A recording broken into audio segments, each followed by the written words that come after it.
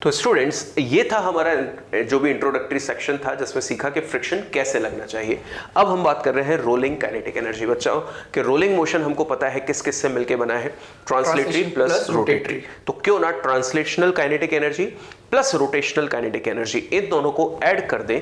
तो इन दोनों को ऐड करने के बाद जो फाइनल काइनेटिक एनर्जी होगी वो क्या कहलाएगी? Rolling kinetic energy. बिल्कुल बच्चों, kinetic energy rolling is equal to kinetic energy translational plus kinetic energy rotational. Translational kinetic energy half mv square as we know always, ये हमेशा एक फिक्स इक्वेशन है। काइनेटिक एनर्जी ऑफ रोटेशन इसी को angular form में सीखा था, half I omega square. अब बच्चों, हम लोग यहां पर ओमेगा को क्या लिख सकते हैं? जैसे v बराबर ओमेगा आर, तो प्योर रोलिंग के दौरान ओमेगा को हम लोग लिख सकते हैं v बाय आर। ऊपर स्क्वायर लगा है तो यहां पे भी टोटल स्क्वायर। अब बच्चों नोटिस कीजिए, कैपिटल आई को मैंने यहां पे m के स्क्वायर लिखा है, यानी कि मोमेंट ऑफ इनर्शिया को रेडियस ऑफ गायरेशन की फॉर्म में लिखा है। कारण है बच्चों उसका, इमेजिन कीजिए अगर मैं कैपिटल आई की जगह यहां mr स्क्वायर रख देता, तो mr square is the moment of inertia of ring as well as hollow cylinder about their axis of rotation, जो सेंटर से और एक्सिस के परपेंडिकुलर। हाँ, तो बच्चों इसका मतलब अगर जैसे ही मैं यहां पर mr स्क्वायर रखता हूं, और मानकर चलिए रोलिंग के लिए अगर हम लोग यहां पर सिलेंडर और रिंग का एग्जांपल ले रहे हैं, तो mr स्क्वायर रखते ही ये जो फाइनल आंसर आएगा वो तो रिंग के लिए स्पेसिफाई हो जाएगा। अगर मैं यहां mr स्क्वायर बाय 2 रख देता तो आंसर डिस्क के लिए मान लीजिए स्पेसिफाई हो जाता, या i की जगह 2/5 mr स्क्वायर रख देता तो वो सॉलिड स्फीयर के लिए स्पेसिफाई हो जाता। तो मुझे इस समय एक ऐसी इक्वेशन बनानी है जो हर किसी बॉडी के लिए एप्लीकेबल हो, एक पर्टिकुलर ऑब्जेक्ट के लिए नहीं। इसलिए मैंने i की जगह क्या रख दिया? mk square. और आपको पता है बच्चों, k is the radius of gyration, जो हर बॉडी के लिए अलग अलग होता है एक्सिस के अबाउट। तो हमारे पास क्या होगा कि जो भी बॉडी दी है एक्सिस के अबाउट उसका k लिखो, अपने आप ये इक्वेशन उस बॉडी के फॉर्म में कन्वर्ट हो जाएगी। तो फिलहाल इसको आपको रटना नहीं है, इसको कैसे याद रखना है वो हम आपको सिखाएंगे। तो बच्चों नोटिस कीजिए, i की जगह रख दिया mk स्क्वायर। अब बच्चों नोटिस कीजिए यहां से क्या कॉमन आ रहा है? हाफ m v स्क्वायर और v स्क्वायर। तो half mv square is common और अंदर बचेगा 1 plus k square by r square. अब बच्चों जो यहाँ पर टर्म बची है 1 plus K square by R square, तो फॉर डिफरेंट बॉडी जो के स्क्वायर बाय आर स्क्वायर की जो वैल्यू है वो डिफरेंट होगी। तो बच्चों अपन ने जो रिजिड बॉडी ली है वो कौन सी ली है? डिस्क। सबसे पहले उसका moment of inertia about centre of mass and perpendicular to plane. बच्चों जनरली अपन वही एक्सिस लेते हैं, उसके अबाउट जो उसका वैल्यू है वो कितनी होगी? mr square by 2। बच्चों अपने को मालूम है कि रेडियस ऑफ गायरेशन कैसे निकालते थे? लिखते थे अपन i बराबर mk स्क्वायर। अब बच्चों i के लिए रख दो mr स्क्वायर बाय 2। क्या है? अब मैंने mr स्क्वायर बाय 2 बराबर mk स्क्वायर कर दिया।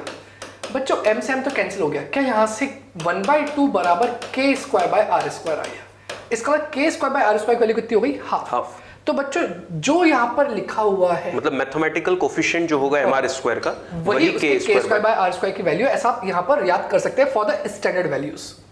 ठीक है।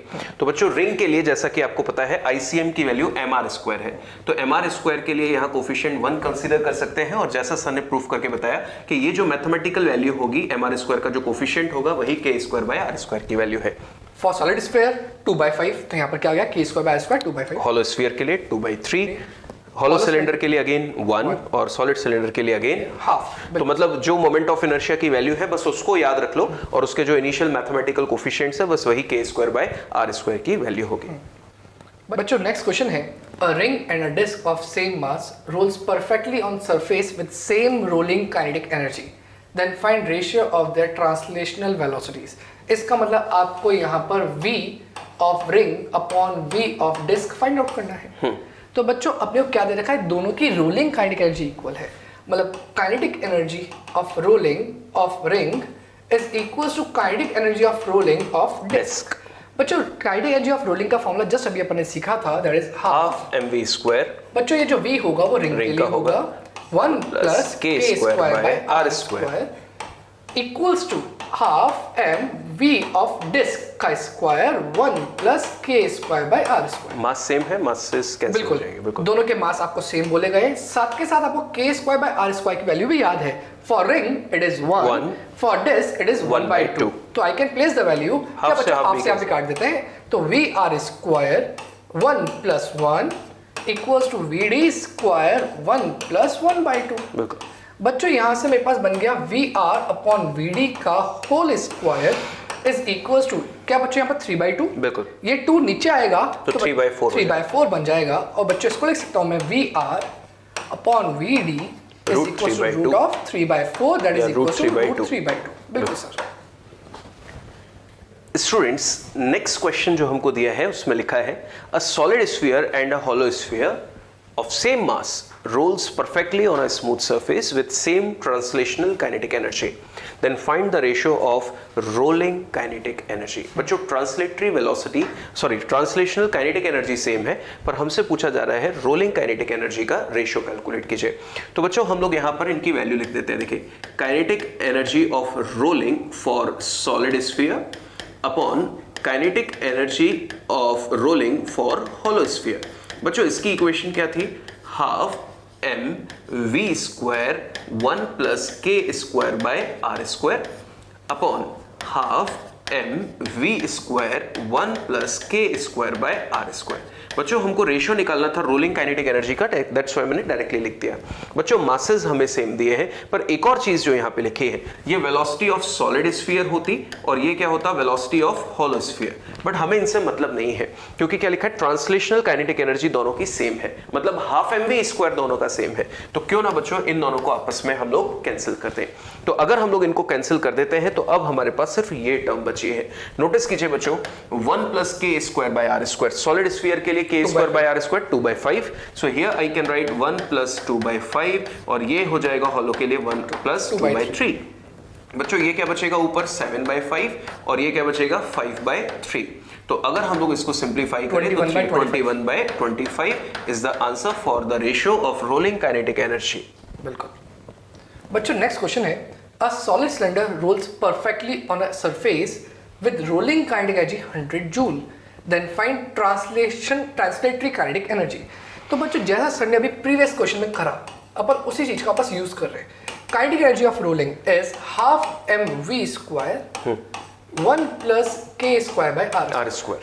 क्या सर ने आपको बताया ये जो टर्म है क्या ये काइनेटिक एनर्जी ऑफ ट्रांसलेशन है? बिल्कुल. इसका मतलब मैं इसको ऐसा भी ले सकता हूँ, kinetic energy of translation 1 plus K square by R square. बच्चों ये जो टर्म बन गई, अब यहाँ पर बस वैल्यूज पुट करते हैं.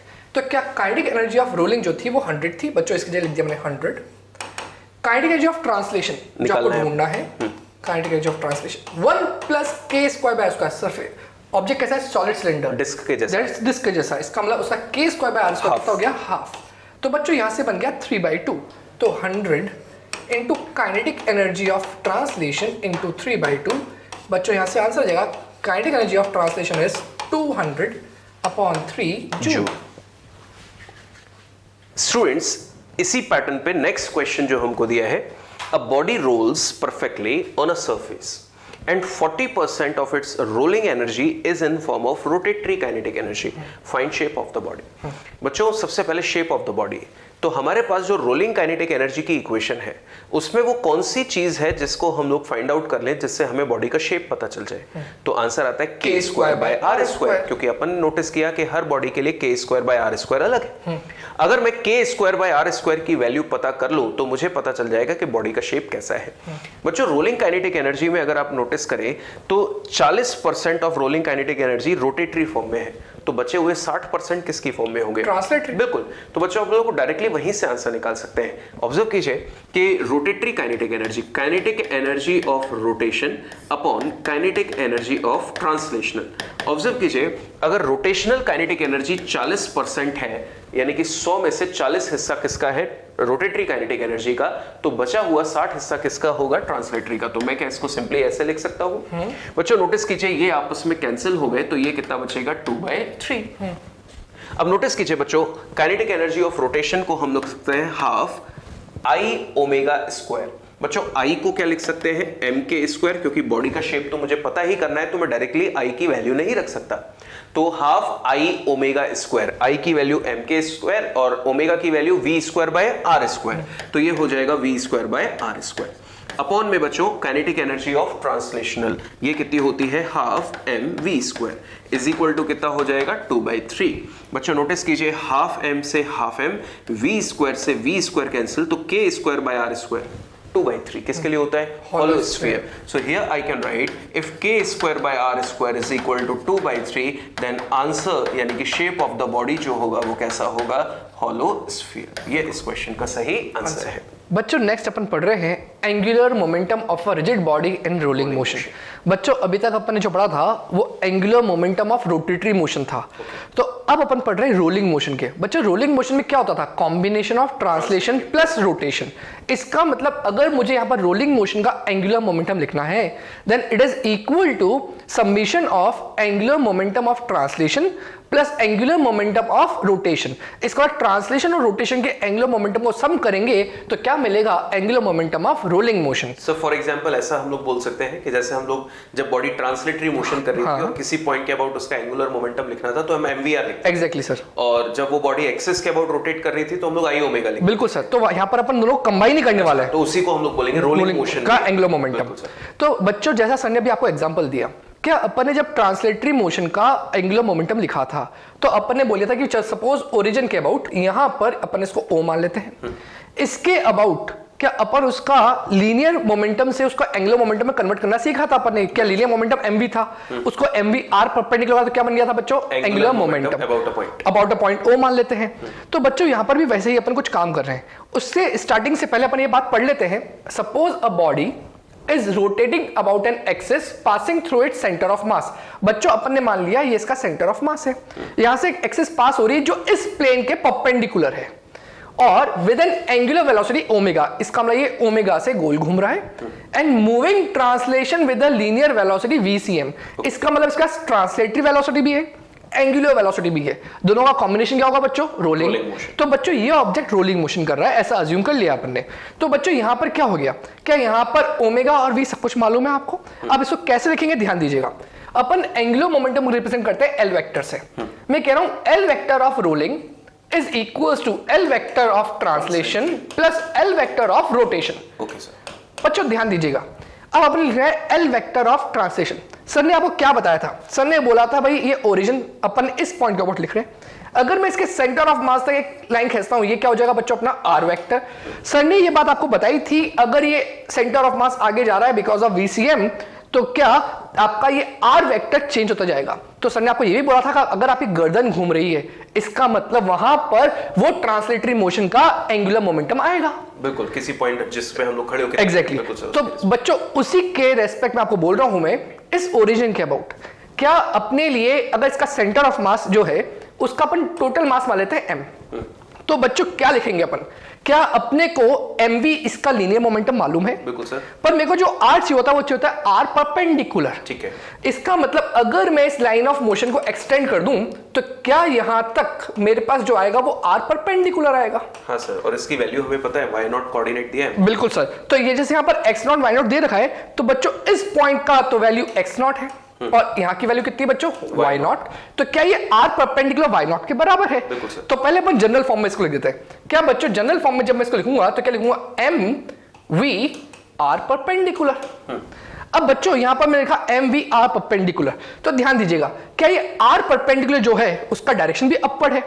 अगर मैं दोनों की डायरेक्शन हटा के से ये मार्क करना चाहूं कि प्लस k कैप या माइनस k कैप तो सोच के देखो क्या हमारे पास वही अपना तरीका right hand thumb rule r ऊपर या फिर r इसके अलाउंग और वेलोसिटी के अलाउंग कर्ल कर लो तो कहां जाएगा बच्चों? अंदर। इसका मतलब क्या इसका डायरेक्शन माइनस k कैप आएगा। बिल्कुल सर। सिमिलरली अगर मैं एल ऑफ रोटेशन की बात करूं तो आपको सर ने क्या बताया था? जब रोटेशन की बात कर रहे हैं तो अपन इसके सेंटर ऑफ मास के अबाउट क्या लिखेंगे? I into omega. तो बच्चों उसकी वैल्यू हो जाएगी प्लस I इंटू ओमेगा। तो बच्चों यहां ध्यान दीजिएगा अगर इस पार्ट को रब कर रहा हूं ताकि आपको क्लियरली दिखाई दे, ये बच्चों y0 पॉइंट था तो angular momentum of rolling about a point O is equal to angular momentum of translation plus angular momentum of rotation, where angular momentum of translation about point O is equal to mv r perpendicular और direction आप ढूंढ सकते हो with the help of right hand thumb rule and angular momentum of rotation is about this axis। बच्चों ढूंढ तो अपन O के about ही रहे हैं पर जब इसका एंगुलर मोमेंटम लिखते हैं रोटेशन का तो उसके लिए जो अपन I लेते हैं वो इसके सेंटर के अबाउट लेते हैं। इसका मतलब I about centre of mass into omega that is mvr perpendicular plus I omega. क्या बच्चों इसका डायरेक्शन बताओ? ओमेगा क्लॉकवाइज है सर। ओमेगा बिल्कुल। तो डायरेक्शन इनवर्ड वापस माइनस k कैप होगा तो अगेन माइनस k कैप। तो बच्चों ये इस प्रकार से अपन रोलिंग का एंगुलर मोमेंटम किसी पॉइंट के अबाउट लिख सकते हैं। और बच्चों ध्यान देना, दोनों को एडिशन करना अलॉन्ग विद साइन, तब जाके आपके पास net angular momentum of rolling आ जाएगा। तो क्या सर हम लोगों को इस तरह से याद रख लेना चाहिए कि जब भी हमारे सामने क्वेश्चन आए तो हम लोग ऐसे याद रख सकते हैं कि जब भी हमको ट्रांसलेटरी का लिखना है तो पॉइंट के अबाउट हम लोग उसका MVR परपेंडिकुलर लिख दें। बिल्कुल। और जब भी हमें रोटेटरी का लिखना है तो I ओमेगा में I हमेशा सेंटर ऑफ मास वाले का एक्सिस के अबाउट लिखें। बिल्कुल। और जो डायरेक्शंस है उनको कंसीडर करके ऐड कर दें। ओके, तो स्टूडेंट्स अब जैसा कि सर ने आपको सिखाया, अब इसको हमें क्वेश्चंस में कैसे अप्लाई करना है आइए उस पर बात करते हैं। बच्चों एक एग्जांपल हम लोगों ने लिया है। इस एग्जांपल में सबसे पहले हम लोग कंसीडर कर रहे हैं एक डिस्क हमको दी गई है जिसका मास हमको कैपिटल M दिया है और रेडियस मान लेते हैं स्मॉल r हमें इस क्वेश्चन में दी है। और ये बॉडी जो है वो रोलिंग मोशन परफॉर्म कर रही है, जैसा कि आपको इस क्वेश्चन में गिवन है कि दिस सेंटर ऑफ मास, इसके पास कुछ वेलोसिटी है that is v, that means इसके पास ट्रांसलेशनल मोशन है। और अगर इसके पास ट्रांसलेटरी मोशन है, पूरी बॉडी के पास ट्रांसलेटरी मोशन के लिए वेलोसिटी कितनी हो जाएगी v, and as well as this disc is rotating और क्वेश्चन में इसकी एंगुलर वेलोसिटी कितनी दी गई है ओमेगा और r क्या दी गई है रेडियस। अब बच्चों इसका हमें एंगुलर मोमेंटम लिखना है। तो जैसा सर ने आपको सिखाया कि एंगुलर मोमेंटम अगर मुझे लिखना है रोलिंग मोशन का तो ये कैसे लिखा जाएगा, angular momentum of translatory motion plus angular momentum और रोटेटरी मोशन। बिल्कुल। तो बच्चों सबसे पहले ट्रांसलेटरी मोशन के लिए बात करते हैं। बच्चों ट्रांसलेटरी मोशन के लिए अगर मुझे लिखना है तो हमेशा ये क्वेश्चन में स्पेसिफाइड होगा कि किस पॉइंट के अबाउट निकालना है। अभी अपन ओरिजिन मान लेते हैं। बिल्कुल। और क्वेश्चन में स्पेसिफाइड नहीं है तो जो फ्रेम का ओरिजिन है आप उसके रिस्पेक्ट में इसको कैलकुलेशन करो। Okay sir. बच्चों ट्रांसलेटरी मोशन में हम लोगों ने जब डिस्कशन किया था कि किसी पॉइंट के अबाउट उसका एंगुलर मोमेंटम डिफाइन करें तो हमने क्या बोला था r क्रॉस p। और जब कैलकुलेशन कर रहे थे तो क्या सीखा था कि r और p एक दूसरे के परपेंडिकुलर होने चाहिए। या तो p का कंपोनेंट करके r के परपेंडिकुलर कर दो या फिर r का कंपोनेंट करके p के परपेंडिकुलर कर दो। तो यहां हमें क्या आसान दिख रहा है चेक करते हैं। बच्चों हम लोग अगर नोटिस करें तो ये इसके साथ अगर मैं m का मल्टीप्लाई कर दूं तो ये मोमेंटम बन जाएगा, लीनियर मोमेंटम। अगर लाइन ऑफ मोशन को मैं थोड़ा सा पीछे की तरफ एक्सटेंड कर दूं लाइक दिस, तो बच्चों ये हो गई line of motion translatory motion के लिए, लीनियर मोमेंटम के लिए। अब बच्चों अगर हम लोगों ने सीखा था तो हम लोग क्या करते थे कि r परपेंडिकुलर यानी कि एक परपेंडिकुलर ड्रॉप कर देते हैं कहां पे, लाइन ऑफ मोशन पे। तो बच्चों अगर लाइन ऑफ मोशन पे मैं ओरिजिन से एक परपेंडिकुलर ड्रॉप कर दूं ये, तो ये हो गया r परपेंडिकुलर। बच्चों इसकी वैल्यू का आइडिया लगाइए क्या होगा, क्या ये यहां से यहां तक रेडियस r के बराबर होगा? बिल्कुल सर। तो इसको मैंने लिख दिया r। अब बच्चों अगर हम लोग यहाँ पे राइट हैंड थंब रूल लगा के कैलकुलेशन करें डायरेक्शन की, तो बच्चों अगर हम लोग फिलहाल इसमें r कंसीडर करें तो r, वैसे क्योंकि r वेक्टर ये होना चाहिए बच्चों। अपन ने तो क्या लिया है, ये r वेक्टर है। r वेक्टर कहां से कहां तक लेते थे, जो पॉइंट ऑफ ऑब्जर्वेशन है वहां से लेके पार्टिकल तक का ये r वेक्टर। पर हमें क्या चाहिए होता था कि अगर ये दोनों परपेंडिकुलर नहीं होते थे तो हम परपेंडिकुलर कंपोनेंट कर लेते थे, तो वो हमने ऑलरेडी कर लिया है। तो बच्चों अगर डायरेक्शन निकालें तो ये r और mv आगे है, तो देखिए सेंस ऑफ रोटेशन क्लॉकवाइज है और थंब कहां जा रहा है, इनवर्ड xy प्लेन के परपेंडिकुलर यानी कि z एक्सिस, और इनवर्ड है तो -z और -z के लिए -k। तो बच्चों जल्दी से बताओ mvr, तो mv हो गया लीनियर मोमेंटम और r परपेंडिकुलर कितना हो गया r। तो यहां पर मैंने लिख दिया mvr इज द मैग्नीट्यूड और डायरेक्शन क्या लिखूंगा, -k कैप। ओके। अब बच्चों थोड़ा सा और डिस्कशन करने के लिए मैं यहां से इस r वेक्टर को हटा रहा हूं ताकि थोड़ा सा क्लियरली एक्सप्लेन किया जा सके। ये भी हटा रहा हूं, ये हम डिस्कस कर चुके हैं। अब बच्चों हमें लिखना है रोटेशनल मोशन का, तो रोटेशनल मोशन के लिए रिजिड बॉडी का एंगुलर मोमेंटम हमने लिखना सीखा था कितना, I ओमेगा। तो बच्चों मैं पहले यहां पर I ओमेगा लिखना चाहता हूं, पर जैसा सर ने अभी प्रीवियसली आपको बताया कि जब I ओमेगा में I लिखोगे तो I हमेशा उस एक्सिस के अबाउट लिखो जो सेंटर ऑफ मास से पास हो रहा है, यानी कि ये वाला। और बच्चों इस एक्सिस के अबाउट जो प्लेन के परपेंडिकुलर है और CM से पास हो रहा है, उसके अबाउट डिस्क का मोमेंट ऑफ इनर्शिया, जल्दी से बोलिए क्या होता है, mr²/2। So here I can right mr²/2। बच्चों m मैंने यहां पर कैपिटल लिया है तो इसको भी मैं कैपिटल कर देता हूं। तो mr²/2 ये तो हो गया m, I ओमेगा में m r²/2 इंटू ओमेगा। तो ये हमारे पास इक्वेशन हो गई। अब देखिए ओमेगा की अगर डायरेक्शन को ऑब्जर्व करें तो कैसी डायरेक्शन है, क्लॉकवाइज। और जो डायरेक्शन ओमेगा की होगी वही डायरेक्शन एंगुलर मोमेंटम की होगी, तो क्लॉकवाइज यानी कि इनवर्ड, और इनवर्ड है तो -k कैप। तो बच्चों ये हो गया हमारे पास एंगुलर मोमेंटम लिखने का तरीका। अब अगर ये बॉडी प्योर रोल कर रही है, क्या कर रही है, प्योर रोल, तो क्या हम v को ओमेगा r से रिप्लेस कर सकते हैं? बिल्कुल। या ओमेगा को v बाय r से रिप्लेस कर सकते हैं? तो बच्चों अगर हम लोग ऐसा करना चाहें तो ये क्या लिखेंगे, ऑब्जर्व कीजिए, ये हो गया mvr -k कैप प्लस बच्चों ये क्या लिखेंगे, mr²/2, ओमेगा को लिख सकते हैं v by r -k cap. बिल्कुल। बच्चों सिंप्लीफाई करें, r से ये r कैंसिल, तो mvr minus k cap mvr by 2 minus k cap दोनों आपस में ऐड हो जाएंगे, क्योंकि दोनों के लिए जो डायरेक्शन है वो एग्जैक्टली सेम है। तो बच्चों 1 प्लस 1 by 2 क्या होगा? 3 by 2। तो here I can right 3 by 2 mvr minus k cap. This is the angular momentum for rolling motion. बिल्कुल सर। बच्चों नेक्स्ट बात करें क्वेश्चन की। A sphere of mass small m, radius small r, rolls without slipping on a rough surface with center of mass has constant speed v. Find the angular momentum of the sphere about the point of contact.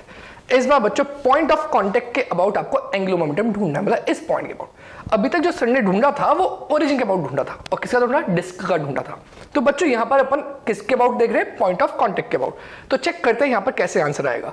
क्या वापस अपन वही लिख दें, angular momentum of rolling is equals to angular momentum of translation plus angular momentum of rotation. अब बच्चों यहां पर मैं एक एक करके सबकी वैल्यू पुट कर रहा हूं।